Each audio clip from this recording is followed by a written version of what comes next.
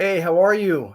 We are on Ignatius Press Live, and I have the distinct honor of introducing Bishop James Conley, the Bishop of Lincoln, Nebraska. And I know him to be a good and holy man because I have friends that speak the world of him.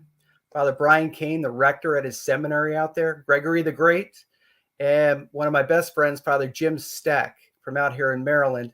So I'm with an esteemed guest today. So Bishop Conley, welcome to the podcast. Thank you very much, Kevin. It's an honor to be with you, and we do have a lot of mutual friends. So that's always, of course, the Catholic world is very small. It's like a small family. So I'm never surprised when you meet somebody for the first time, and I don't think we've met before, but that there's some connection. If you start talking long enough, you're going to connect with something. Right, and it all leads back to Christ. Yeah, it's a one-horse town. That's what it is. It's a one-horse town. So anyway, so folks, the reason Bishop Conley and I have gathered today on Ignatius Press Live is because of this superb book, In the Eye of the Storm. It is a biography by Sigrid Grabner.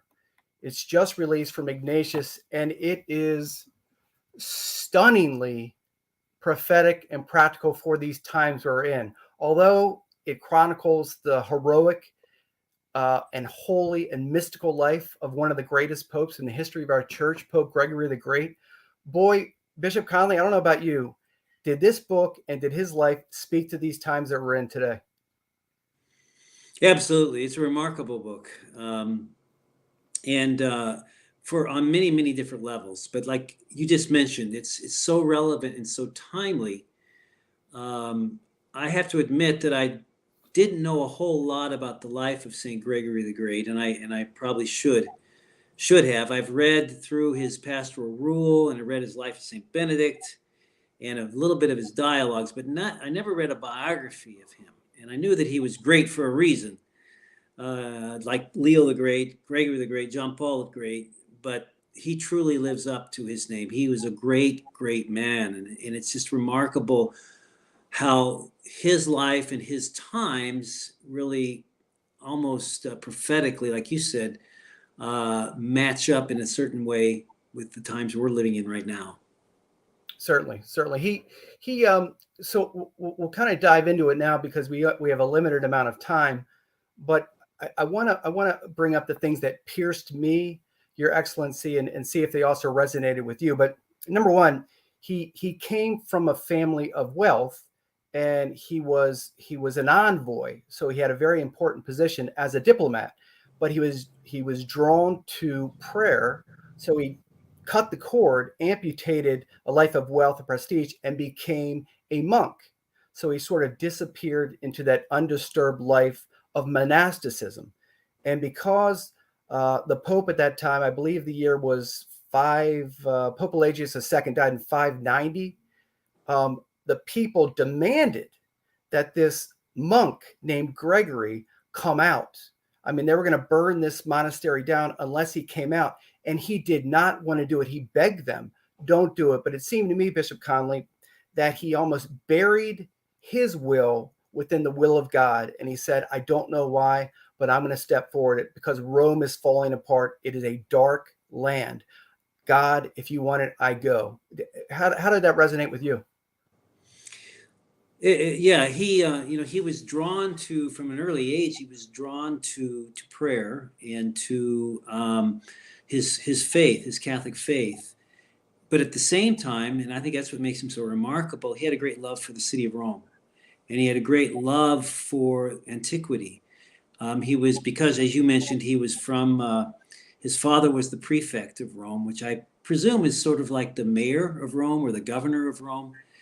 And so he, had a privileged life growing up and was educated at the best schools by the best teachers at the time. So he had already, by the age of 30, had starting to make an impact. People knew who he was, and he was friends with, the movers and shakers of his time. But he felt he was called to this deeper, more contemplative life. And I think when he knew and learned about the life of Saint Benedict, he was drawn to that monastic life. And so he just basically disappeared off the scene, like you said, and just devoted himself to prayer and to work in prayer, ora et labora. And and it's amazing to think about somebody who is that much in the limelight just sort of disappearing off the stage.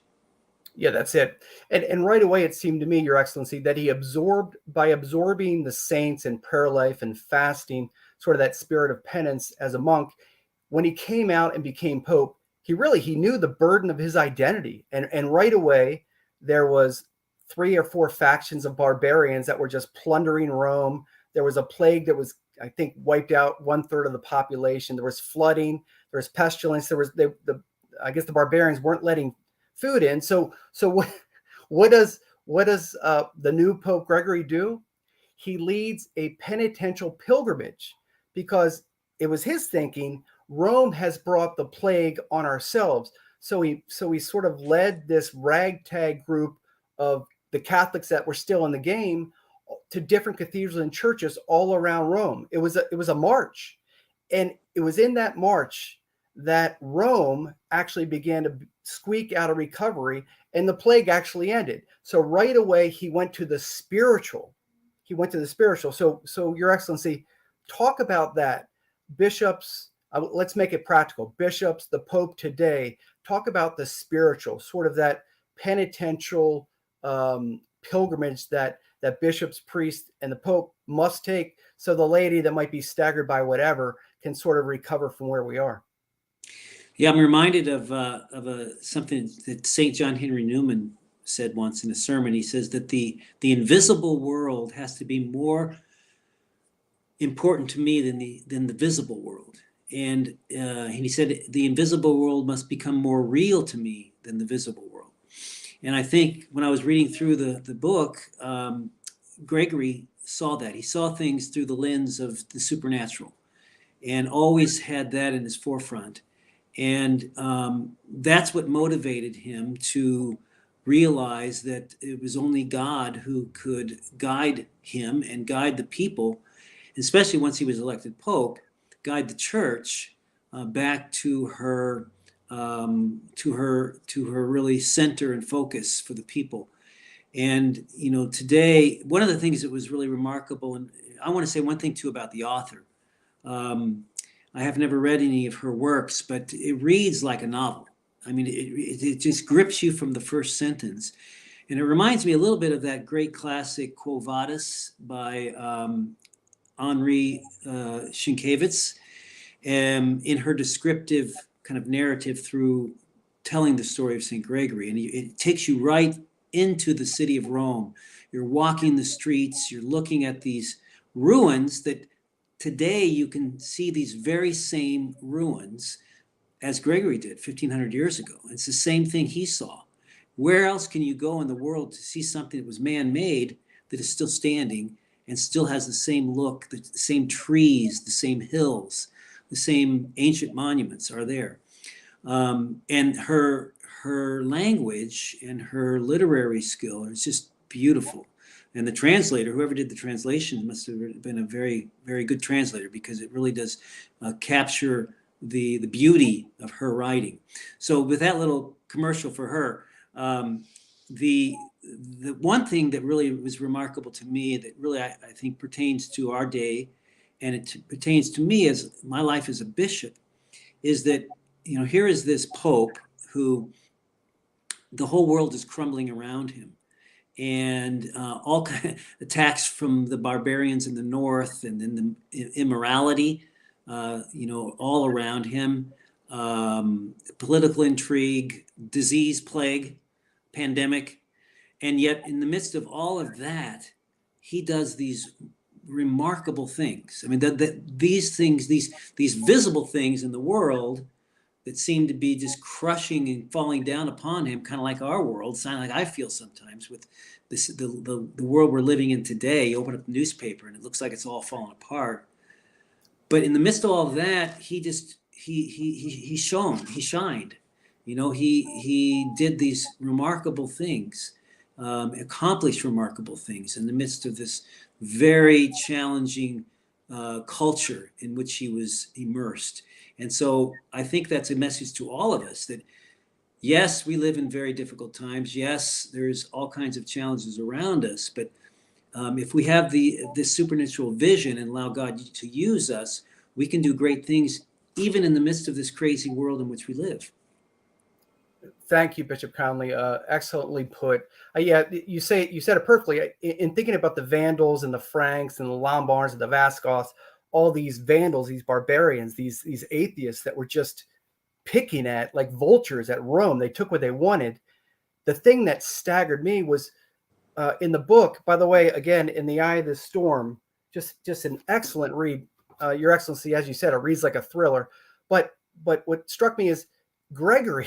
Gregory going out and meeting one of the Aryan kings. It was like Goliath. And he said, I beg you, take my life, take my head, just don't take the Romans. Please, you've destroyed us enough. I'm just your meek, I'm your aching, I'm struggling as a pope. Just kill me, save the church. And what does this giant do, this pagan do? He prostrates himself in front of this humble man.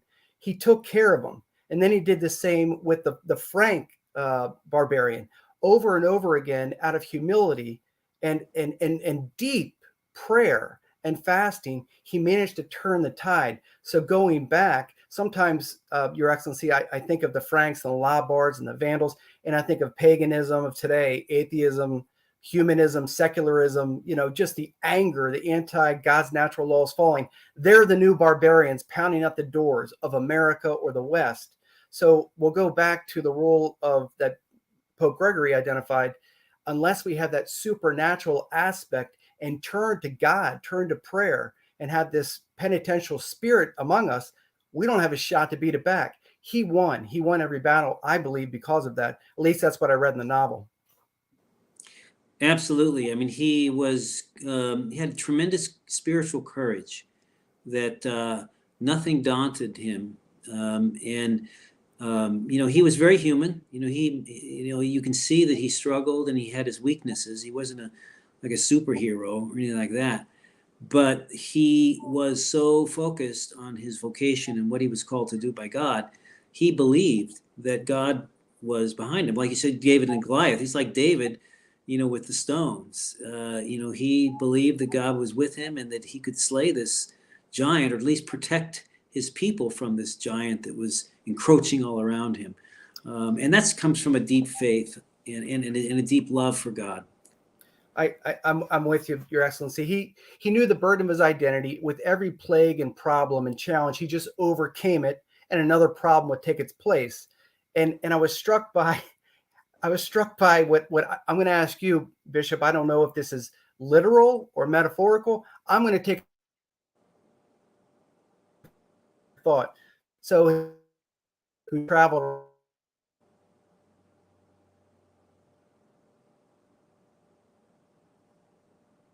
Are you with me there? Okay, Bishop, are you with me there? Kind of froze up for a second. What was the last point? So here's what Paul the deacon wrote when they were translating his I guess his sermons on Ezekiel. He said, one day Gregory, I'll paraphrase, Gregory was in bed sick with stomach pains. He couldn't sleep. He was suffering. But Paul the deacon sort of looked through the bed frame and he saw a dove perched on Gregory's forehead, and his beak was in Gregory's mouth, almost like the Holy Spirit was allowing him to produce these 28 different sermons on Ezekiel, which can still be read today, along with the dialogues and his pastoral letters. That's the amazing thing. A lot of his writings from the late 500s are still available for reading, and they're brilliant.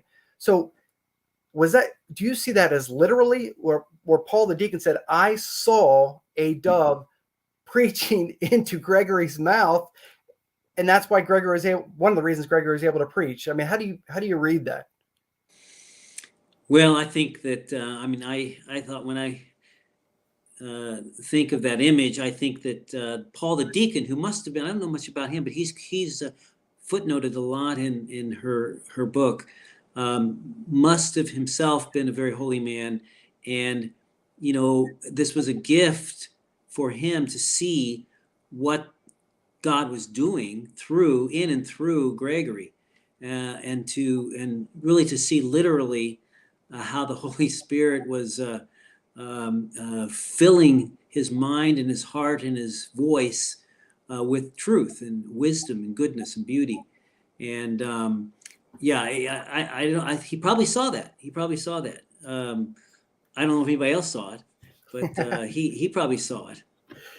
Uh, he did, as you know far better than I, Bishop Conley. The Pope was enormously frank and candid with the clergy, and he had written. He rebuked the clergy often. He was very, he was bold. He was the Pope. He was their shepherd. So he had written. I'm reading here from page 227. He said, "But what shall we say for ourselves who weigh down the people of God, whom we are unworthily set over with the burden of our own sins as clergy? We who destroy by our example what we preach with the tongue." He goes on and on about later on. He goes on about we are dumb dogs that do not bark when we contracept the truth, etc. And we make it practical to today with these encroachments on the world. What must bishops or clergy or priests or even laity, deliberate Catholic laity, is one of the things we struggle with is we're not prophetic as Gregory begged his bishop and clergy to be? Yeah, I think that to be absolutely. I mean, I think when I read this passage, or when I read some others in here about the way Gregory spoke to his clergy, but also how he spoke to the lay faithful, he's kind of being brutally honest with everyone. In other words, he didn't play any favors with anyone, and he wasn't.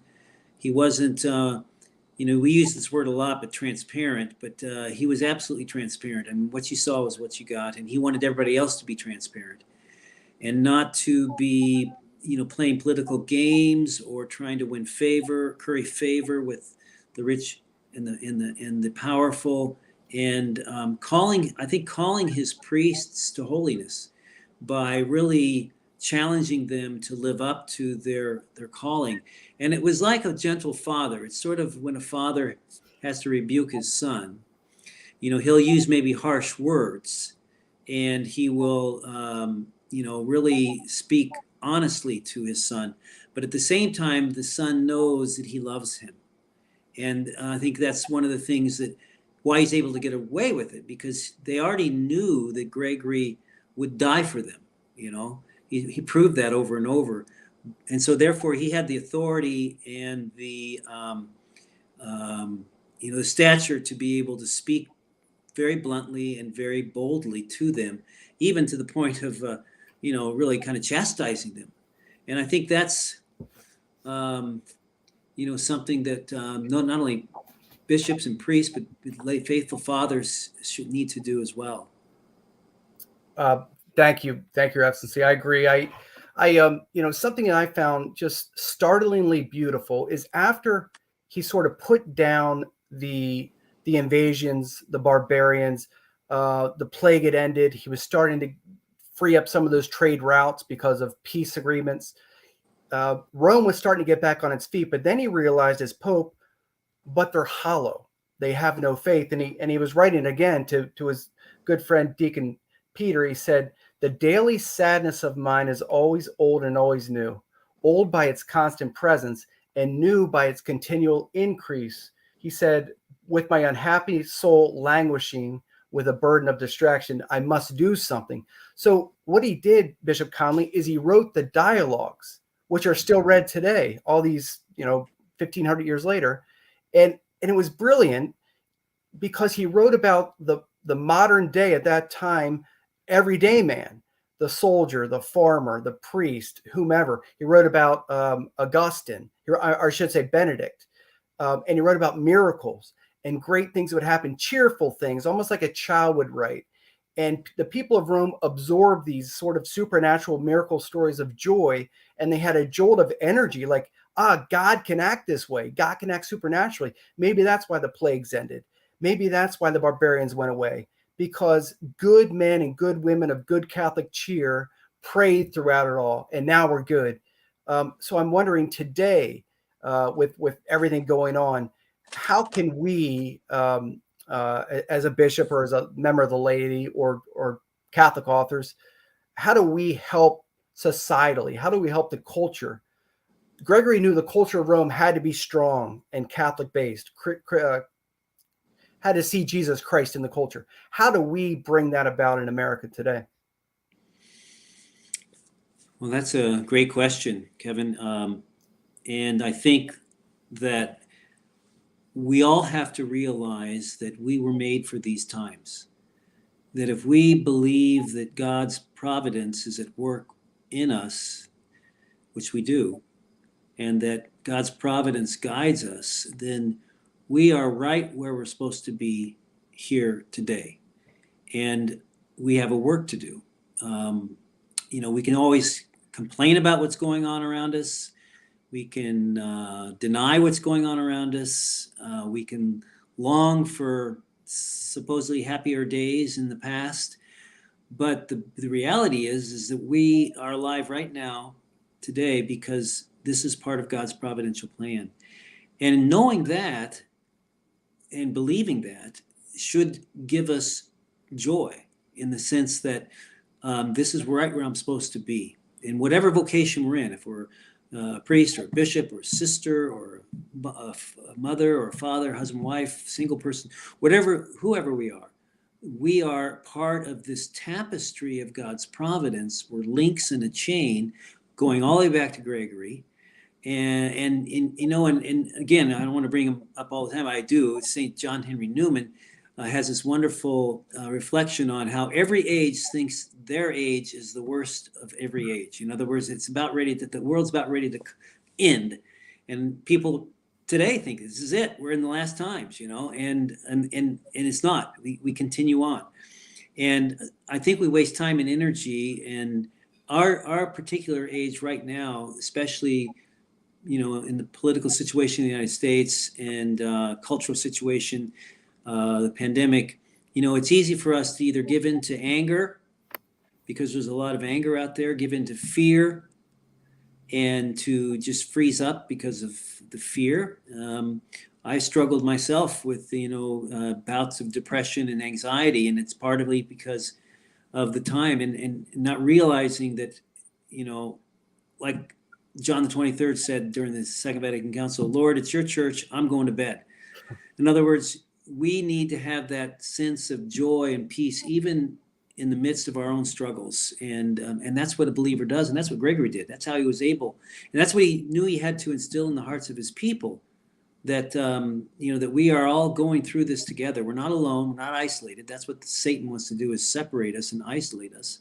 But we're all in this together. And we should be loving one another and loving God together, which brings about that joy and peace that we all seek. Yeah, right. God's in control, Bishop Conley. You said it well. So this book is 200 and some odd pages long, and I think I found out what he believed as Pope to be the most important mission of his own. We only have a few minutes left, but I'll say it and then I'll lead into something that I know he tried to reform. But on page 172, it says just a simple line.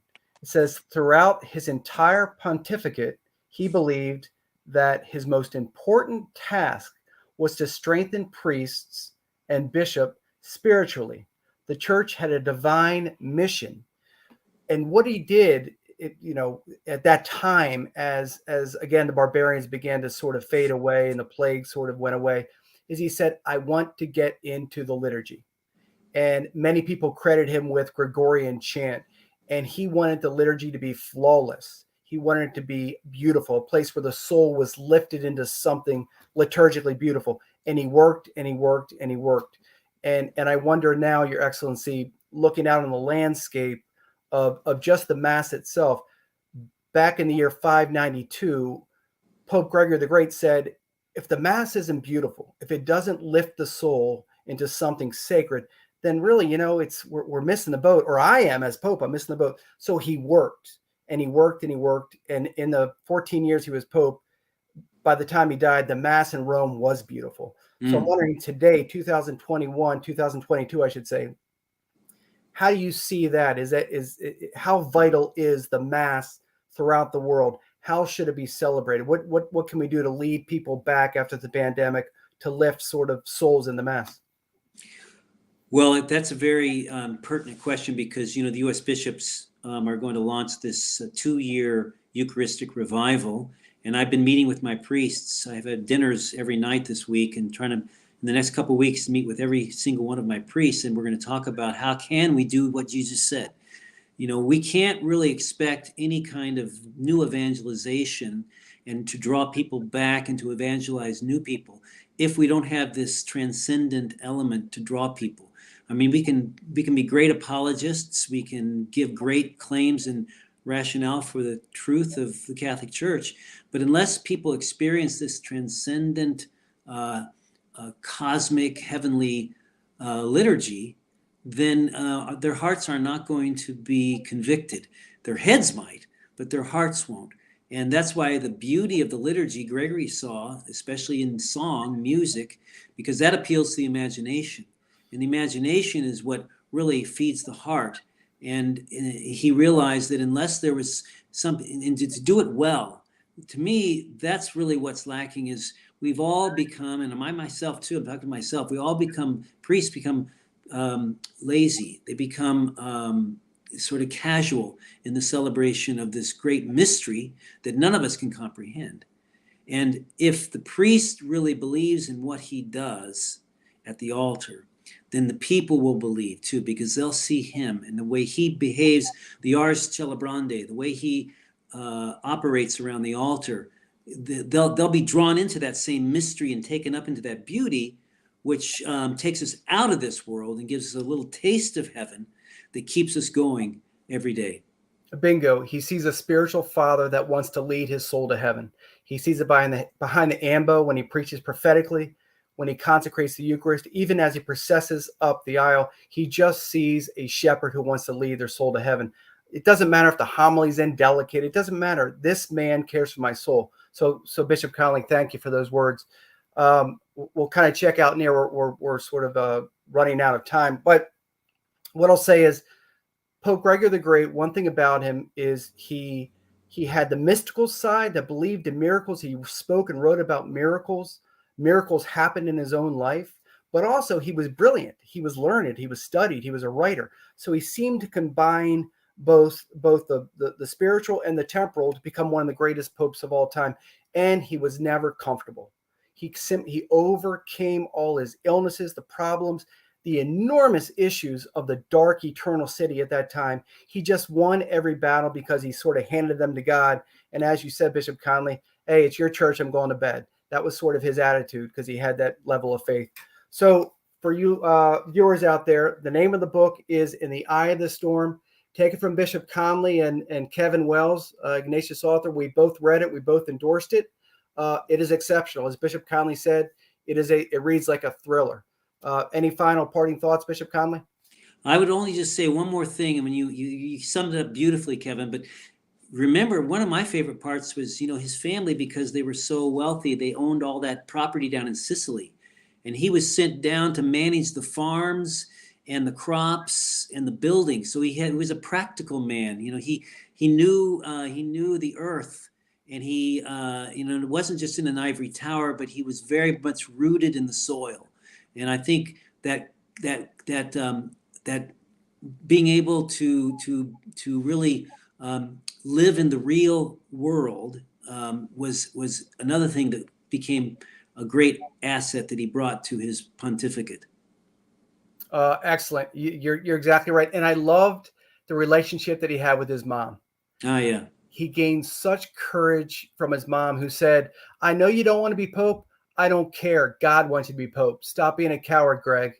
And Mom, okay, you said it. All right. And that's kind of what led him on his way. He had a great relationship with his mom. So who actually ended up becoming a saint. And so did his dad. So with that said, thanks very much for spending the time with Bishop Conley and I, and we'll see you down the road. God bless. Thank